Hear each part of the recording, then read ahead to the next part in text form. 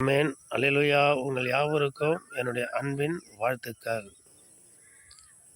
இன்றைக்கும் நீங்கள் சுகத்தோடும், நலத்தோடும், ஆரோக்கியத்தோடும் இருக்க வேண்டும் என்று உங்களை அன்போடு கூட நான் வாழ்த்துகிறேன். ஆமென். ஸ்தோத்திரம்.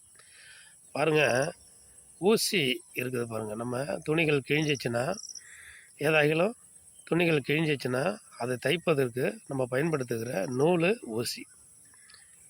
இப்போ அந்த நூலையும் ஊசியும் நம்ம பயன்படுத்துவது கிழிந்த துணிகளை தைப்பதற்கு.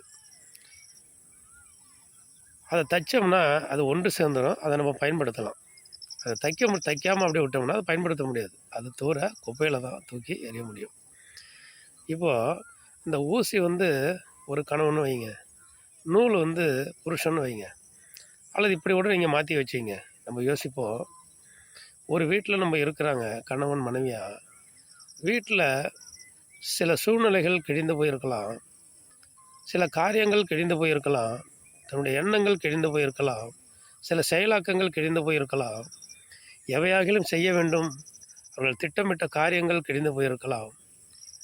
அவைகளெல்லாம் இந்த ஊசி நூல் என்கிற கணவனும் மனைவியும் குடும்பத்தில் இருக்கிற அவர்கள் இணைந்து அதை தைக்கணும். எப்படி கிழிந்த துணியை தைக்கிறார்களோ அது பயன்படுத்தப்படும்.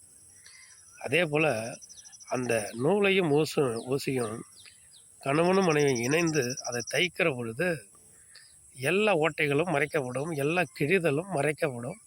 அது புதுமையாய் காணப்படும். அப்பொழுது காரியங்கள் வாய்க்கும்.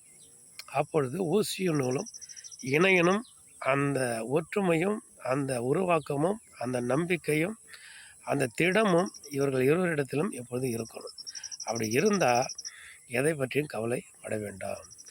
எந்த ஒரு சூழ்நிலையும், எந்த ஒரு காலகட்டத்திலையும், எந்த ஒரு தருணத்திலையும் எதுவாகிலும் கிழிந்த நிலையில் நம்முடைய நம்பிக்கையோ, நம்முடைய சூழ்நிலையோ, நம்ம எதிர்பார்ப்புகளோ கிழிந்திருந்தால் அதை அந்த ஒற்றுமை என்கிற அந்த நூலும் ஊசியும் கொண்டு கணவன் மனைவி மூலமாக அதை தைத்து அதை என்ன பண்ணலாம், ஒழுங்குபடுத்தலாம்.